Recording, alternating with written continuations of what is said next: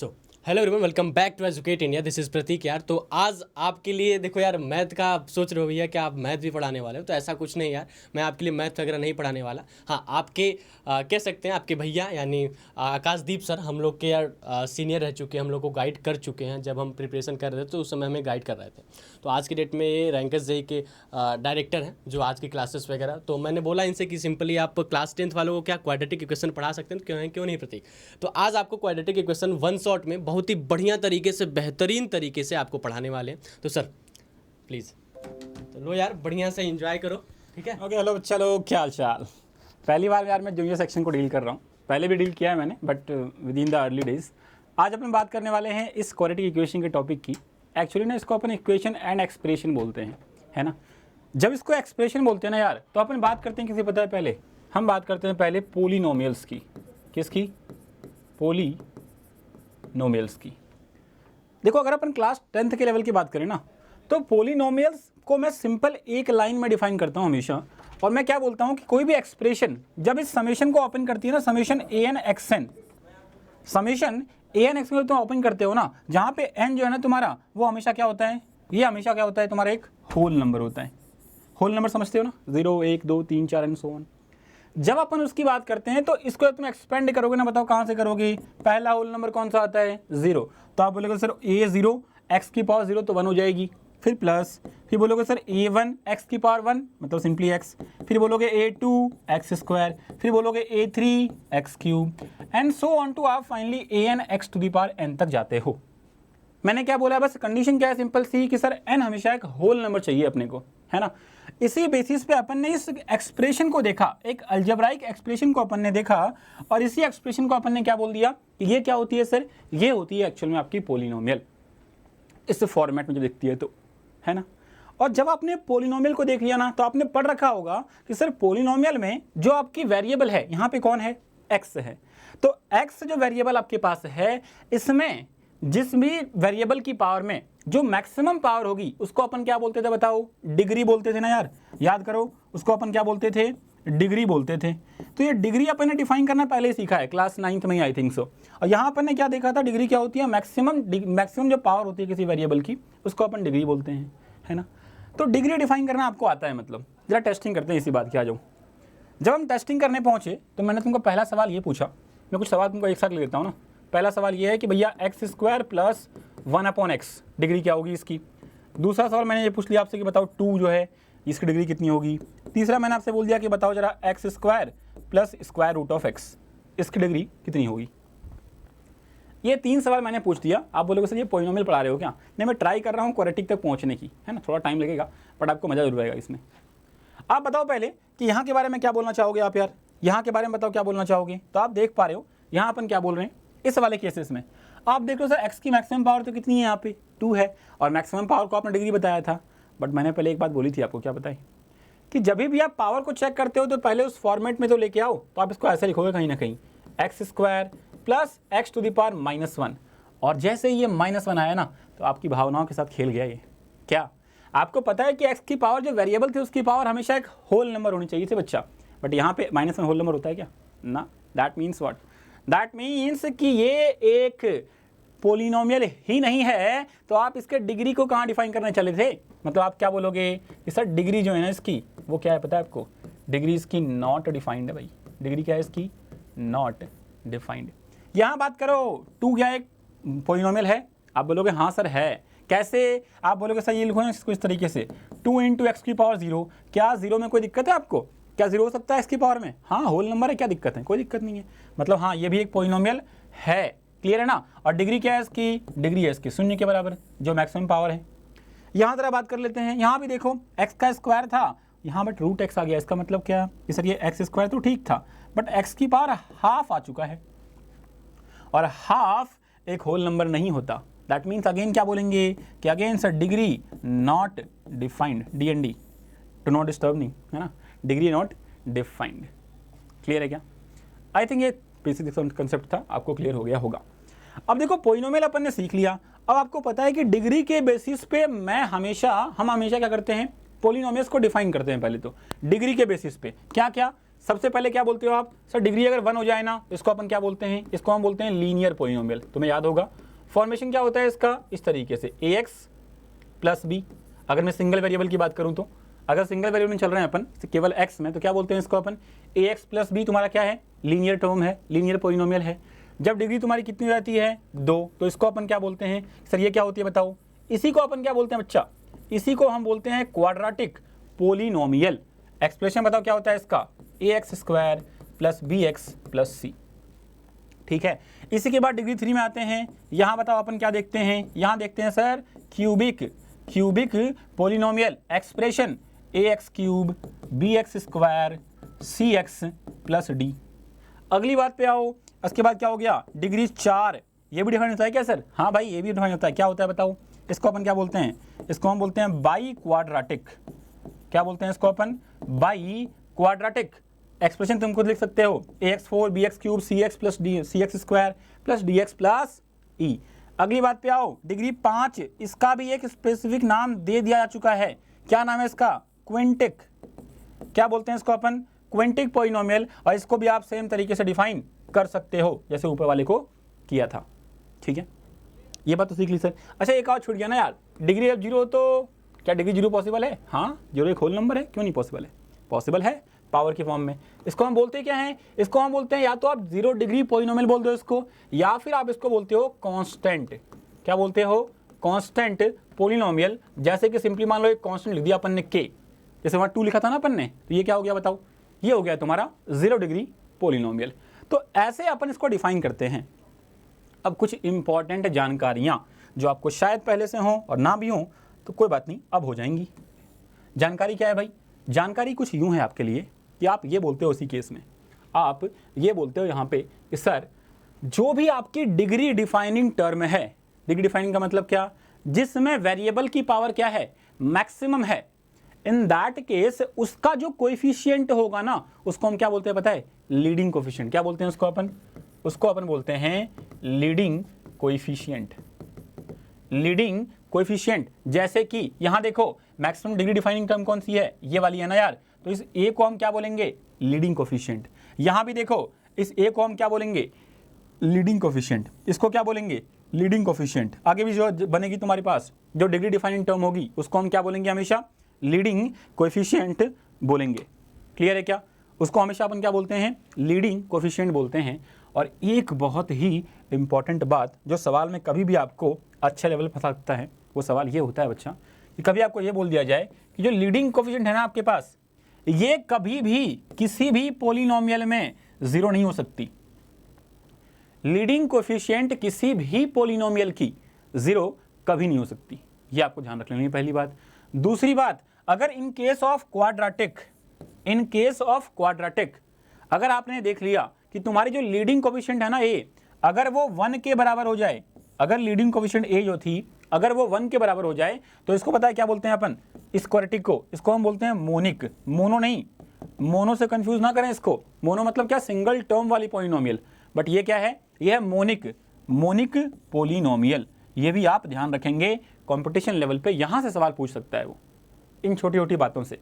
तो जो भी इसकी छोटी सी कहानी थी वो आपको मैंने इसकी दुनिया में घुमाने का ट्राई किया है, इसके बेसिक्स से। अब हम बढ़ते हैं अपने प्रॉपर चैप्टर की तरफ, जिसका नाम है क्वाड्रेटिक पॉलिनोमियल या क्वाड्रेटिक इक्वेशन। आओ देखो यार, अपन बात करने वाले हैं क्वाड्रेटिक की प्रॉपर्ली। अब तो अभी तक तो इसकी हम स्टार्टिंग करने का सोच रहे थे और अपन ने कर दिया स्टार्ट। अब सर आपने स्टार्टिंग में 2 बातें बोली थी, एक तो बोला था क्वाड्रेटिक एक्सप्रेशन, एक बोला था इक्वेशन। अब ये दोनों क्या बोला है, तो आप सिंपली समझ लो। क्वाड्रेटिक एक्सप्रेशन का मतलब क्या होता है कि आपने सिंपल एक पॉलिनोमियल लिख दिया, ax square plus bx plus c। ये क्या है, ये क्वाड्रेटिक एक्सप्रेशन है। और जैसे ही आपने इस एक्सप्रेशन को इक्वल टू 0 कर दिया ना, ये बन गई क्वाड्रेटिक इक्वेशन। क्या बन गई ये बन गई आपकी क्वाड्रेटिक इक्वेशन। पहली कहानी इसकी ये बनती है। दूसरी बात, आपको पता है मैंने पहले ही बोला था कि यहाँ पे जो आपके कोएफिशिएंट्स होते हैं, यहाँ पे जो भी आपके कोएफिशिएंट होते हैं, जो आपके लीडिंग कोएफिशिएंट हैं ए, आपको पता है पहले से ही कि sir A should not be 0, क्योंकि ए क्या है इस केस में, लीडिंग कोएफिशिएंट है, it should not be 0, first कहानी। ठीक है, और एक और बात आपने पढ़ी थी पहले, याद करो जरा, पढ़ी क्या थी अपन ने कि सर किसी भी पॉलिनोमियल की जो डिग्री होगी ना, जो डिग्री होगी उतने ही रूट्स होंगे उसके पास। अब ये रूट्स क्या होती है? रूट्स इस इक्वेशन के अगर रूट्स की बात करें ना, तो रूट्स इस इक्वेशन में वेरिएबल की वो वैल्यू होती है जिसकी वजह से ये इक्वेशन क्या है? सेटिस्फाइड है। मतलब यहाँ वेरिएबल कौन है? एक्स है ना, तो एक्स की कौन कौन सी वैल्यूज के लिए ये इक्वेशन क्या है? सेटिस्फाइड है। उसी को हम क्या बोलते हैं? उसी को अपन बोलते हैं इस केस में roots of this particular quadratic equation. Clear ये बात? तो होपफुली बहुत बढ़िया, ध्यान फरमाओ जरा। और आपने एक बात और क्या सीख ली अभी कि सर जितने उसके रूट्स होंगे ना वो किसके बराबर होंगे? हमेशा डिग्री के बराबर। तो आपके मन में एक सवाल आएगा कि क्या कभी भी तुम्हारे रूट्स जो हैं वो डिग्री से कम हो सकते हैं क्या? या दूसरा सवाल, क्या डिग्री से ज़्यादा कभी रूट्स होते हैं क्या? दो सवाल तुम्हारे मन में उठने चाहिए यहाँ पे, अगर अच्छे लेवल पे आप पढ़ रहे हो तो। हमने क्या बोला? हमने बोला कि जब आपके पास रूट्स होंगे ना वो हमेशा डिग्री के बराबर होगी। बट सवाल ये उठ सकता है कि क्या ऐसा पॉसिबल है क्या सर कि जो अपने रूट्स हैं वो डिग्री से आगे निकल जाएं? मतलब डिग्री जितनी थी उसकी उससे ज़्यादा उसके रूट्स आ जाएं, या उससे कम हो? तो कम तो डेफिनेटली पॉसिबल हो सकती है, पॉसिबल कभी नहीं होगी, रूट्स तो उतने ही होंगे। बट हम बात करते हैं यहाँ पे रियल और इमेजिनरी। चलो वहाँ नहीं फंसते हैं अभी, वहाँ फंसेंगे जब अपन नेचर ऑफ रूट्स पढ़ेंगे ना, वहाँ पढ़ेंगे उस चीज़ों को। बट फिलहाल मेरा कहानी का मतलब सिंपली ये है कि आपने जब ये चीज़ देखा कि जो नंबर अपने रूट्स थे ना वो कभी अगर डिग्री से बड़े हो गए, मतलब मान लो आपकी इस क्वाड्रेटिक इक्वेशन में डिग्री कितनी है? 2 है भाई। क्वाड्रेटिक का मतलब क्या? डिग्री 2। अगर डिग्री 2 थी उसको अपन ने क्वाड्रेटिक बोला। अब हमारा सवाल ये है कि आप बताओ क्वाड्रेटिक में रूट्स कितने होंगे? फिर डिग्री 2 है तो रूट्स 2 होने चाहिए। बट किसी महानुभाव ने आपसे बोल दिया, आपके एग्जामिनर भाई साहब ने, कि आप ये सोचो कि ये क्वाड्रेटिक है लेकिन इसके रूट्स 3 हैं। क्या हो सकता है ऐसा? आप बोलोगे सर ये क्या लोचा है, ये तो लोचा हो गया अपने साथ, ऐसा कैसे हो जाएगा? आपने तो सिखाया था, हमारे टीचर ने सिखाया था आपने को। हो सकता है ये चीज़, कैसे हो सकता है? ध्यान से सुनना यहाँ पे अच्छे तरीके से। देखो, कभी अगर ऐसा हो जाए कि ये ए, बी और सी तीनों के तीनों कितने हो जाएं? 0। आप बोलोगे सर ए तो 0 हो नहीं सकता, आपने जस्ट दिखाया अभी। बट अगर ऐसा हो गया मतलब अपन ने स्टैंडर्ड रूल को वायलेट करना स्टार्ट कर दिया है। स्टैंडर्ड रूल क्या बोलता है कि रूट्स उतने ही होंगे जितनी डिग्री होगी। बट एग्जामिनर ने स्टैंडर्ड रूल को हटा दिया है सामने से आपके, क्योंकि उसने बोल दिया कि इसके रूट्स क्या हैं। मान लो 3 रूट्स बोल दिया उसने क्वाड्रेटिक के। तो ऐसा कब पॉसिबल हो सकता है? एक ही केस में, जब ए, बी और सी तीनों पता कितना हो जाए? 0 हो जाए। अगर ए 0 हो गया, बी भी 0 हो गया, सी भी 0 हो गया, तो यहाँ पे तुम एक्स कुछ भी रख दो ये 0 ही देगा। यहाँ पे तुम एक्स कुछ भी रख दो ये 0 ही देगा। और 0 plus 0 plus 0 will be again 0। और उस केस को हम क्या बोलते हैं पता है? उस केस को अपन बोलते हैं आइडेंटिटी। क्या बोलते हैं इसको अपन? आइडेंटिटी। ये कब होता है पता है? जब आपके जो रूट्स हैं ना, आपके जो रूट्स हैं वो डिग्री से आगे निकल जाएं, उस केस को हम क्या बोलते हैं? आइडेंटिटी। और वो तभी पॉसिबल है जब आपका हर एक कोफिशिएंट क्या हो जाए? 0 के बराबर। मतलब आप बोलोगे सर इस केस में कंडीशन क्या बन सकती है कि a should be equal to b should be equal to 0। Clear है क्या ये कहानी? a should be equal to b should be equal to कितना? 0 के। क्लियर है कहानी? एकदम सिंपल सी बात थी, आपको एकदम आसानी से क्लिक कर गई होगी होपफुली। ठीक है, बढ़िया। अपन ने अभी तक इंट्रोडक्शन देखा इसका ना, तो परेशान ना होना इन चीज़ों में, आगे देखो। ठीक है, अब ये अपन ने सीख लिया कि सर चलो एक बात तो आपकी मान ली कि आइडेंटिटी नाम की कुछ चीज़ होती है। ये कब बनती है? जब रूट्स डिग्री से बड़े हो जाते हैं और ये कंडीशन फॉलो होने लगती है। ठीक है, अगली बात। अब तो बताओ 10th लेवल की बात। ये 10th लेवल की ही बात थी, आपको नहीं पढ़ाया गया था तो अलग बात है ना। आगे देखो, आगे देखो, अगली बात पे आते हैं यार। ये तुम्हारा क्या था? एक इक्वेशन था ax² + bx + c = 0। आपको इसको सॉल्व करना आता है। आप क्या करते हो? इसको कंप्लीटिंग द स्क्वायर मेथड से इसको आप सॉल्व करते हो, ऑब्वियस सी बात है ना। कंप्लीटिंग द स्क्वायर मेथड से इसको आप सॉल्व करते हो, और या फिर आपने फॉर्मूला सॉल्व करते हो। फॉर्मूला आपको याद तो होगा ही। आप बताओ फॉर्मूला क्या था इसका? इसका फॉर्मूला था, क्या आप बोलोगे सर इसके 2 रूट्स आएंगे, कौन कौन से मान लें अपन? एक मान लेते हैं अल्फा, एक मान लेते हैं बीटा। डिग्री 2 है तो रूट्स भी 2 आएंगे। आप बताओ अल्फा अपन ने क्या पढ़ा था? अल्फा हमने पढ़ा था -b plus square root of b² - 4ac/2a। और बीटा भी अपन ने क्या पढ़ा था?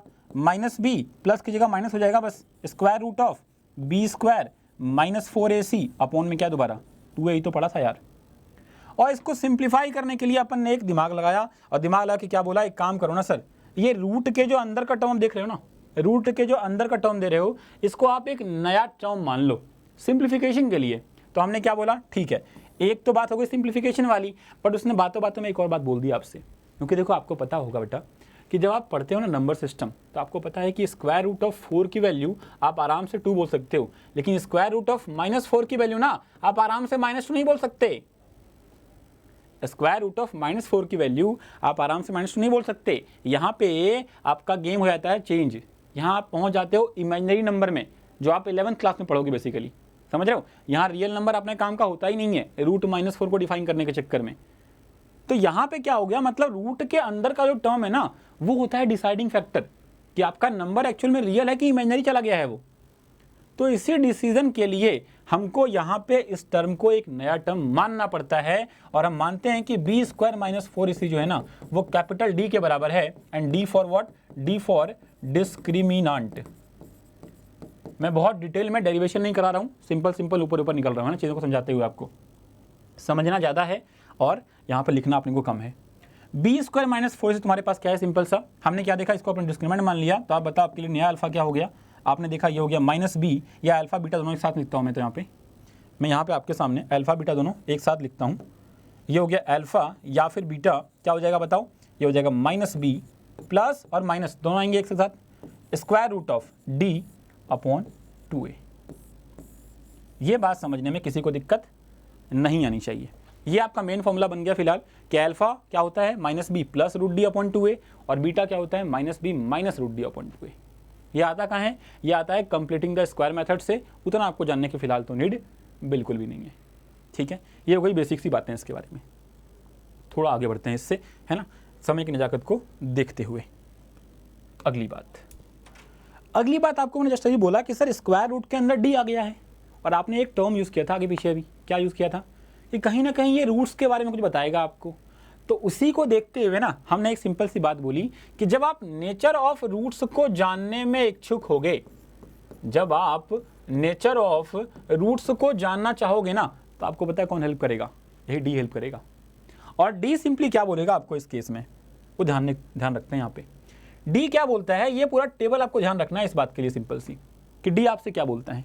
डी है क्या डिस्क्रिमिनेंट, वैल्यू कितनी होती है इसकी, b² - 4ac। समझने का ट्राई करना, बहुत इंपॉर्टेंट है ये पार्ट आपका, ठीक है। इस डी के बेसिस पे आपको पता है आपके रूट्स क्या क्या थे। रूट्स थे आपके अल्फा बीटा जो था -b plus minus square root of d/2a।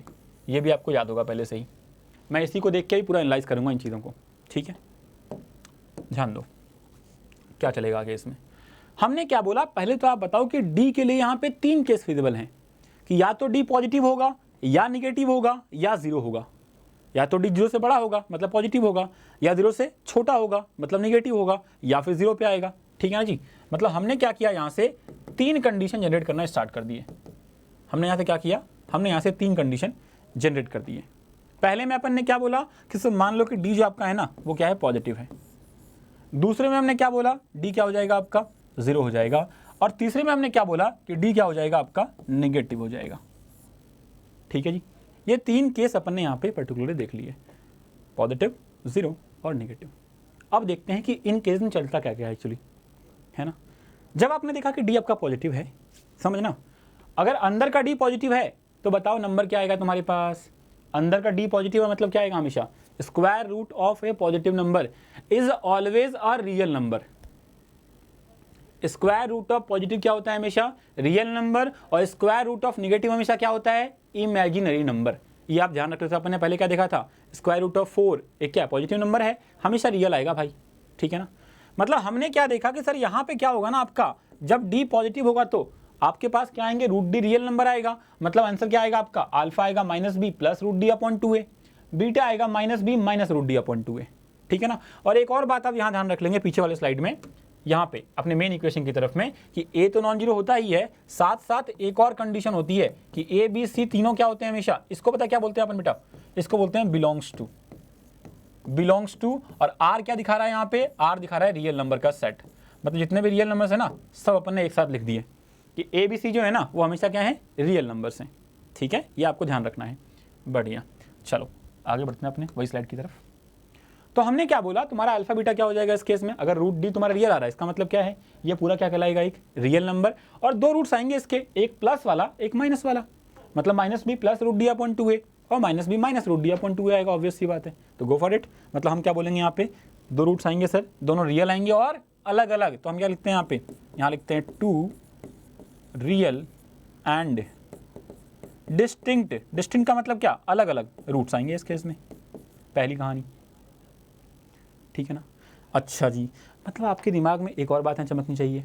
अच्छा ये बताओ, डी जो है ना आपका वो आ गया 4, तो बाहर क्या आएगा इससे, 2 आएगा, और 2 क्या है, रैशनल कि इरैशनल नंबर, रियल तो है बट रैशनल है कि इरैशनल है, आप बोलोगे सर 2 तो रैशनल नंबर है, ये तो आता है आपको। मैं बोलूँगा अंदर 2 आ गया तो √2 बन जाएगा, ये तो √2 बन जाएगा, तो फिर √2 क्या है तुम्हारा, इरैशनल नंबर है। मतलब यहाँ पे कुछ पंगा चल रहा है, मतलब सर क्या पता है, अगर डी एक परफेक्ट स्क्वायर नंबर हो गया तो अपन रूट से बाहर निकल जाएंगे, मतलब जो भी तुमको रूट मिलेगा ना वो हमेशा रैशनल रूट मिलेगा। लेकिन अगर डी एक नॉन परफेक्ट स्क्वायर नंबर आ गया, लाइक 5 आ गया, 6 आ गया, 7 आ गया, 11 आ गया, 10 आ गया, ये सारे क्या हैं, इरैशनल नंबर देंगे फाइनली आपको। तो आपको समझ में यहाँ पर एक बात और होनी चाहिए, क्या पता है कि सर यहाँ पे आपने डी तो बोल दिया, चलो कोई दिक्कत नहीं, अच्छी बात है, बट साथ साथ आपको एक और बात बोलनी पड़ेगी। क्या बात, कुछ ये बोलनी पड़ेगी आपको कि आपके यहाँ 2 रूट्स आएंगे, 2 काइंड बनेंगे यहाँ पे, कि डी जो है ना आपका सर वो एक परफेक्ट स्क्वायर नंबर है या नॉट परफेक्ट स्क्वायर नंबर है, मतलब नॉन परफेक्ट स्क्वायर नंबर है। अगर डी एक परफेक्ट स्क्वायर नंबर है, अगर डी जो है वो एक परफेक्ट स्क्वायर नंबर है, तो इसका मतलब क्या है, आप इस रूट से बाहर निकल जाएंगे, मतलब आपका रूट्स क्या होगा, हमेशा रैशनल नेचर का होगा। तो ये बातें मैं आगे लिखता हूँ यहाँ पे, रूट्स क्या होगा आपका, मतलब इस केस में आपके रूट्स होंगे कैसे होंगे, ये होंगे रैशनल नेचर के, रैशनल रूट्स, और रूट्स रैशनल तो होंगे ही। चलो ठीक है, ये बात तो रैशनल रूट्स आ गए, मतलब रैशनल रूट्स के लिए कंडीशन क्या हो गई कि D must be a perfect square number. D मान लो 25 आ गया तो वो क्या है, परफेक्ट स्क्वायर नंबर है, मतलब क्या आएगा तुम्हारा रूट्स, रैशनल नेचर का आएगा। और वहीं अगर डी एक नॉन परफेक्ट स्क्वायर आ गया ना, तो आप क्या बोलोगे बताओ इस केस में, अगर डी एक नॉन परफेक्ट स्क्वायर आ गया, इसका मतलब क्या बोलोगे आप कि रूट्स कैसे होंगे आपके, रूट्स होंगे आपके इरैशनल नेचर के, कैसे होंगे, इरैशनल नेचर के। और इरैशनल नेचर में एक खासियत होती है, पता है क्या, कि अगर आपका अल्फा जो है ना वो a प्लस √b टाइप का है ना, तो जो आपका बीटा होगा वो a माइनस √b टाइप का होगा, समझ गए ना। मान लो 2 प्लस √3 क्या है, कि रैशनल नंबर है, तो आपका अगर अल्फा 2 प्लस √3 है तो बीटा क्या होगा, हमेशा 2 माइनस √3 होगा। क्लियर है ये बातें, अच्छी बात है। यहाँ तक की कहानी अपन ने बहुत ही इंटरेस्टिंग वे में देखी है यार, ये वाली पूरी कहानी। अब आते हैं इस वाले केस पे, d = 0 के लिए कहानी क्या बनती है, ठीक है। अब जरा ध्यान दो, d = 0 में कहानी बताओ क्या बनेगी, d = 0, तो ये टर्म गायब हो गया तुम्हारा पूरा, बचा क्या, -b/2a। तो क्या एक ही रूट होगा इसका, नहीं, रूट तो अब भी 2 होंगे, भले ही दोनों क्या होंगे, इक्वल। क्यों 2 होंगे, क्योंकि है क्वाड्रेटिक, डिग्री 2 है, तो रूट्स भी 2 होने चाहिए। मतलब क्या बोलेंगे सर, 2 रूट्स तो होंगे इसके, कोई दिक्कत नहीं है मेरे को, बट कैसे होंगे, और रियल भी होंगे, कोई दिक्कत नहीं है, लेकिन नेचर में क्या होंगे, इक्वल होंगे, 2 रियल एंड इक्वल रूट्स। और बताओ अल्फा बीटा दोनों की वैल्यू क्या हो जाएंगी, -b/2a के बराबर, -b/2a के बराबर हो जाएंगी ये तो, ठीक है। ये बातें क्लियर हो गई होंगी। अब आ जाओ डी नेगेटिव पे, अब आ जाओ किस पे, डी नेगेटिव पे। डी नेगेटिव की कहानी बोलते हैं अपन इस बार। तो डी नेगेटिव मतलब क्या, आप देखो रूट के अंदर नेगेटिव आ गया, मैंने पहले ही क्या बोला था, ये क्या बनेगा, ये बनेगा एक इमेजिनरी नंबर। और अगर ये एक इमेजिनरी है, मतलब आपके रूट्स भी किस नेचर के आएंगे, इमेजिनरी रूट्स आएंगे। मतलब रूट्स का नेचर क्या हो जाएगा, अलग अलग तो होगा ही, एक प्लस वाला एक माइनस वाला, बट दोनों क्या होंगे, डिस्टिंक्ट तो होंगे बट इमेजिनरी नेचर के होंगे। तो 2 इमेजिनरी एंड डिस्टिंक्ट रूट्स होंगे भाई इस बारी, ठीक है। और यहाँ भी होती है एक कहानी कि अगर आपकी अल्फा जो आ रही है ना, वो अगर p प्लस आयोटा, या भी नहीं समझोगे इस चीज़ को आप, अगर समझ पा रहे तो अच्छी बात है, कि ये p प्लस आयोटा q के फॉर्म में है, तो आपका जो बीटा होता है ना वो इसका कॉन्जुगेट होता है, मतलब p माइनस आयोटा q होता है। यहाँ भी कॉन्जुगेट वाली कहानी दोहराई जाती है, जैसे आपने रैशनल इरैशनल वाले में दोहराई थी, उस तरीके से ही आप यहाँ भी सेम बातें बोलते हो कि एक रूट अगर 2 + 3 आयोटा है, दूसरा क्या होगा, 2 - 3 आयोटा होगा। अब ये सर आयोटा क्या है, तो थोड़ी सी इंट्रोडक्शन देता हूँ मैं आपको कि आयोटा क्या है, कुछ और नहीं, √-1 है। जैसे आपने बोला था ना कि सर √-4 क्या होगा, तो आप क्या करोगे, इसको ऐसे बोलोगे, √-1 इंटू √4, तो √4 क्या होता है, 2, और इसको अपन ने क्या मान लिया है, आयोटा, तो आंसर कितना होगा इसका, 2 आयोटा। तो रियल नंबर से बाहर निकल गया ये तो, √-4। वही तुमको मैंने अभी तक बोला है कि आपके पास रूट के अंदर कभी भी निगेटिव नंबर नहीं होना चाहिए, अदरवाइज वो इमेजिनरी नंबर बन जाएगा, रियल रहेगा ही नहीं। ठीक है, तो ये पूरी कहानी थी नेचर ऑफ रूट्स की, जो आई होप आपको अच्छे से क्लियर हो गई होगी। पॉइंट टू पॉइंट सारे कंसेप्ट आपको मैंने समझाने का ट्राई किया है इसमें। क्लियर बात? तो रूट्स अपन ने स्टार्ट किया, नेचर ऑफ रूट्स को देख लिया। थोड़ा आगे बढ़ते हैं इससे। देखो आपने क्या सीखा अभी जस्ट, आपने ये सीखा कि सर अगर आपके पास इक्वेशन अवेलेबल है ना, तो आप उसके रूट्स निकाल सकते हो। कैसे? -b प्लस माइनस √d/2a से। अब उल्टा कहानी है, formation of quadratic equation, formation of quadratic equation, ये क्या होता है भाई? आप ये ध्यान रखेंगे जरा अच्छे से, सिंपल याद रखेंगे। क्या पता है? x² minus SX plus P is equal to 0। इस बार क्या है? इस बार आपको रूट ही दे देखा है उसने, अल्फा बीटा गिवन है आपको। अब बोला क्या है? आप बताओ सम क्या होगा और प्रोडक्ट क्या होगा। तो आप क्या बोलोगे? सम क्या हो जाएगा इसका? सम मतलब क्या है? S है, S फॉर सम, सम मतलब अल्फा प्लस बीटा। प्रोडक्ट क्या होता है भैया? ये होता है अल्फा इंटू बीटा। ठीक है, तो ये भी आप ध्यान रखते हुए चलेंगे। x² minus SX plus P बराबर 0। ये फॉर्मूला आपको याद भी होगा, नहीं याद तो अभी आप याद कर लें, इंपॉर्टेंट है। ये फॉर्मेशन, ये कब बनेगा? जब आपके रूट्स गिवन हो और इक्वेशन निकालना हो। सिंपल कहानी, बढ़िया। अगली बात क्या है तुम्हारे पास? Relation between roots, relation between roots, relation between roots. ठीक है, ध्यान दो। हमने क्या बोला? आपके पास इक्वेशन क्या है? ax² plus bx plus c बराबर 0 है। तो आपकी पहली कहानी, आप बताओ कि पहला कहानी कि अल्फा प्लस बीटा के बारे में क्या कमेंट करना चाहोगे आप? तो आप देख सकते हो ना यार कि अल्फा बताओ क्या आया था तुम्हारे पास, आप देख सकते हो यहाँ पे अल्फा क्या आया था? -b plus √d/2a। बीटा क्या आया था? -b minus √d/2a।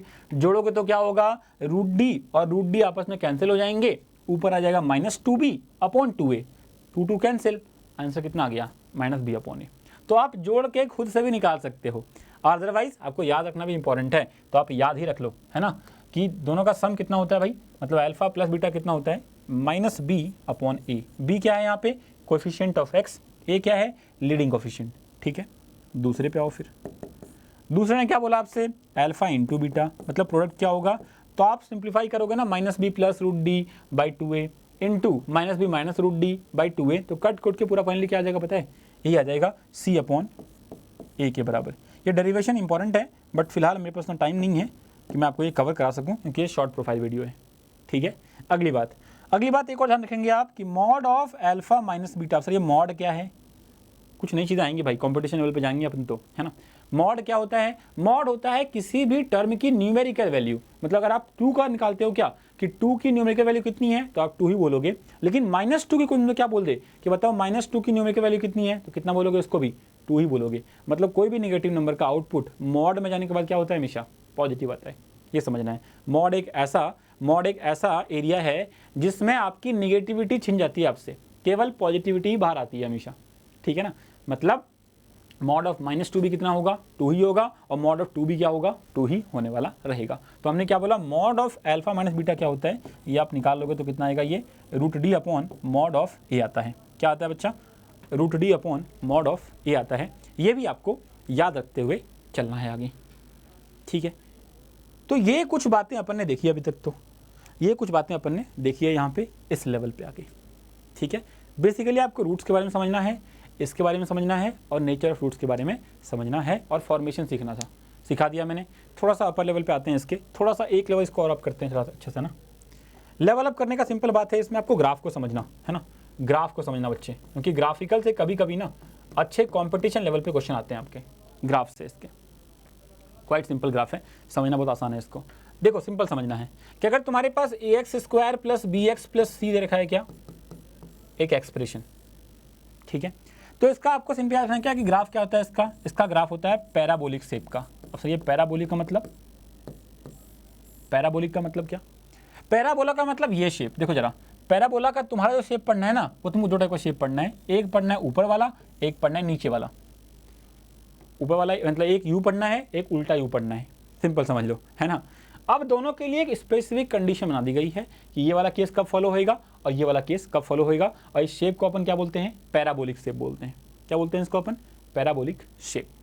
ठीक है, तो सबसे पहले आप ये ध्यान रख लो कि आपकी जो पैराबोलिक शेप है इसमें जो आपने दो प्रोफाइल बनाई है, दो टाइप के कर्व बनाए हैं, इसमें ये कब फॉलो होगा जब ए क्या होगा पॉजिटिव, ये कब फॉलो होगा जब ए क्या होगा निगेटिव। ये ध्यान रख लो बस आप मेनली। तो जो लीडिंग कोएफिशिएंट ए है आपके पास अगर वो पॉजिटिव होगा तो आप कैसा बनाओगे इसको, अपवर्ड पैराबोला। इसको हम बोलते क्या है, इसको हम बोलते हैं अपवर्ड, ऊपर की तरफ है ना, अपवर्ड पैराबोला। और इसको अपन क्या बोलते हैं, नीचे की तरफ है ये, इसको हम बोलते हैं डाउनवर्ड, डाउनवर्ड पैराबोला। इसको अपन क्या बोलते हैं, अपवर्ड पैराबोला। इसको अपन क्या बोलते हैं, डाउनवर्ड पैराबोला। ठीक है, ध्यान दो जरा। हमने सीखा कि इसका कर्व कैसा होगा, पैराबोलिक होगा। पहली बात तो ये केस कब फॉलो होना है, ये केस कब फॉलो होना है, आपने देख लिया इस चीज़ को। पहली बात, थोड़ा सा आगे बढ़ते हैं इससे अपन, ध्यान फरमाओ। हाँ जी, अब मैंने क्या बोला, ठीक है सर इस तरह से बनेगा, कोई दिक्कत नहीं है। अब मैंने आपको, शायद आपको पता होगा, आपने जो 10th क्लास देखा होगा तो आपको पता है कि जितने भी रूट्स होंगे, अगर तुमने पढ़ा हो कोऑर्डिनेट ज्योमेट्री तो आपको पता है ये तुम्हारी क्या होती है, एक्स एक्सिस, ये होती है वाई एक्सिस। ठीक है जी। और जब ग्राफ ड्रॉ करो ना तो एक बात आपको अच्छे जानना अभी से ही, टिल क्लास 12 आपको याद आनी चाहिए ये बात। क्या पता है कि जो आपके पास जिसका ग्राफ ड्रॉ करना है ना उसको हमेशा आप वाई के इक्वल मानते हो, कि y equal to a x square plus b x plus c दे रखा है आपको। क्या दे रखा है, y equal to a x square plus b x plus c दे रखा है। और आपको पता है कि आपके अल्फा पे और बीटा पे ये पूरा एक्सप्रेशन किसके बराबर हो जाएगा, 0 के। सुनना, इंपॉर्टेंट कंसेप्ट है ये वाला। आपको पता है कि ये पूरा एक्सप्रेशन अल्फा पे और बीटा पे किसके इक्वल हो जाएगा, 0 के इक्वल हो जाएगा। मतलब y जो है ना वो अल्फा पे और बीटा पे क्या हो जाएगा, 0 के बराबर। और आपको पता है कि y 0 कहाँ कहाँ पे होगा, बताओ y 0 कहाँ पे होता है, x वाले एक्सिस पे। x वाले एक्सिस पे y हमेशा क्या होता है, 0 होता है, ये आपको पता है ऑलरेडी। तो अगर x एक्सिस पे y 0 होता है तो आपने क्या देखना है कि सर जब भी x अल्फा को टच करेगा और x बीटा को टच करेगा ना, उस केस में आपके पास वो जो ग्राफ होगा ना उसके लिए क्या बनेगा, y हमेशा 0 बनेगा। मतलब इनडायरेक्टली मैं सिंपली तुमको ये समझाना चाह रहा हूँ कि अपना ग्राफ जब भी रूट्स मिलेंगे ना वहाँ पे अपना ग्राफ x एक्सिस को कट करने वाला रहेगा।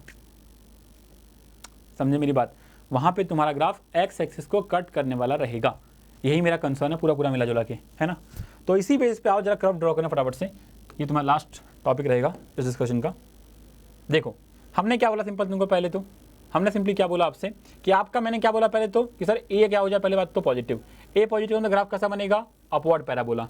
अब तुम डी के लिए 3 कंडीशन बनाओ यहाँ पे, एक तो डी पॉजिटिव हो सकता है, एक डी 0 हो सकता है और एक डी निगेटिव हो सकता है। ग्राफ के लिए तुम क्या करो, एक्स और वाई एक्सिस ड्रॉ कर लो हर केस में। ठीक है जी, हर केस में अपन ने क्या किया, एक्स और वाई एक्सिस को ड्रॉ कर दिया इस तरीके से। ठीक है ना। अब आते हैं ग्राफ पे हर बारी में, ध्यान फरमाओ।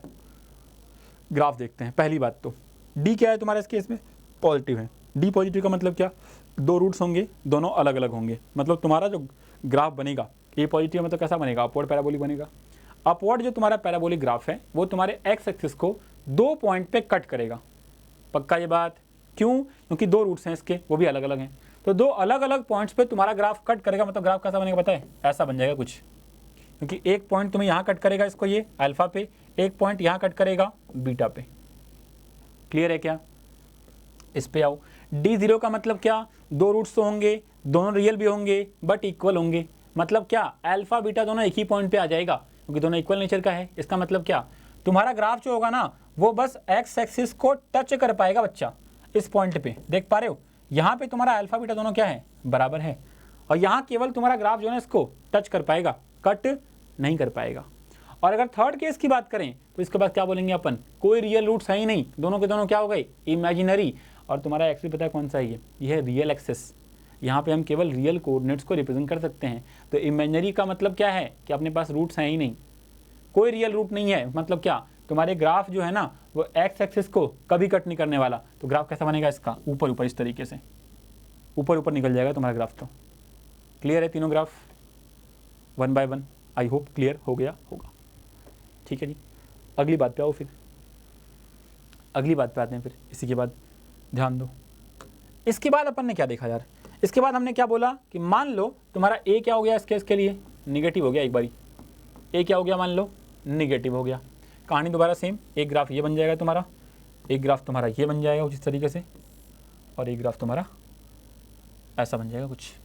ठीक है, ये किस किस के लिए बना है, यहाँ अपन ने क्या बोला सर, डी इस बार क्या है दोबारा पॉजिटिव है, यहाँ पर डी क्या है 0 है, और यहाँ पर डी क्या है निगेटिव है। ठीक, तो अब सवाल क्या है मेरा, सवाल सिंपली ये है यहाँ पे तुम्हारे पास, क्या बताओ ग्राफ कैसा कैसा बनेगा इसका। तो आओ इस बारे में बात करते हैं। डी पॉजिटिव है, एक बात तो क्लियर है कि ए निगेटिव मतलब क्या, डाउनवर्ड पैराबोला बनेगा, एक बात तुम्हारा यहाँ क्लियर है। अब देखो डी पॉजिटिव मतलब एक्स को 2 बार कट करेगा भाई, ये क्लियर है ये बात, तो एक्स को 2 बार का मतलब ग्राफ कुछ ऐसा बन जाएगा, क्लियर है ना अच्छे से। दूसरी बात, डी 0 का मतलब केवल एक बार टच करेगा इसको, ये टच कैसे करेगा भाई, टच करेगा कुछ इस तरीके से, यही तुम्हारा क्या हो जाएगा अल्फा और ये हो जाएगा बीटा, यहाँ पे ये हो जाएगा अल्फा और ये हो जाएगा बीटा। यहाँ देखो लास्ट वाले में डी निगेटिव है मतलब क्या, तुम्हारे एक्स एक्सिस को टच नहीं करने वाला ये, मतलब कहाँ रह जाएगा फिर ये नीचे नीचे, कहाँ रह जाएगा फिर ये नीचे नीचे रह जाएगा। ये कुछ कंडीशन आपने देखी है पता है, और बहुत ही मस्त आपको ये कंडीशन समझ में आई थिंक आ गया होगा कि ग्राफ बनता कैसे है, इसका क्या होता है, ये कर्व क्या बोलता है, कैसे बोलता है। आई थिंक आपको ये हर एक पॉइंट क्लियर हो गया होगा। तो दैट वाज ऑल अबाउट अब major part of quadratic equation जो आपको पढ़ना होता है एग्जाम पॉइंट ऑफ व्यू से किसी भी कंपटीशन लेवल पे क्लास 10th तक, है ना। तो होपफुली यार मज़ा आया होगा चीज़ों को देख करके, और जो चीज़ें आपने पढ़ी है ना वो आपको डेफिनेटली मज़ा दिया होगा। आपने शायद देखा होगा इन चीज़ों को अलग नज़रिए से, और मैंने तुमको एक नया नज़रिया दिया होगा इसको पढ़ने का, इस पर्टिकुलर चैप्टर को। पॉलिनोमियल से अपन ने स्टार्ट किया, फिर अपन यहाँ गए, देखा डिग्री क्या चीज़ होती है, फिर अपन सीखे कि डिग्री वगैरह क्या होती है, और उसके बेसिस पे कैसे क्वाड्रेटिक पे पहुँचना होता है अपने को। पहुँच गए, कुछ टर्म्स देखे, फिर आगे बढ़े प्रॉपर्ली क्वाड्रेटिक की तरफ। वहाँ अपन ने आइडेंटिटी को देखा, कंडीशन क्या बनती है उसके लिए वो देखा, फिर आगे बढ़े इस इक्वेशन की तरफ, रूट्स को देखा, फिर आगे बढ़े तो नेचर ऑफ रूट्स को देखा, इस तरीके से कुछ टेबल वाइज। फिर अपन ने आगे बढ़े और फॉर्मेशन ऑफ क्वाड्रेटिक इक्वेशन को देखा। देन आफ्टर अपन ने रिलेशन देखा, फिर ग्राफ पे आए और ग्राफ का अपन ने फॉर्मेशन करना सीखा। That was all for a competitive view, that's all from my side. मिलते हैं अपन कुछ और लेक्चर्स में अगर कभी मौका मिला तो, तब तक के लिए bye bye all of you, take care, keep studying.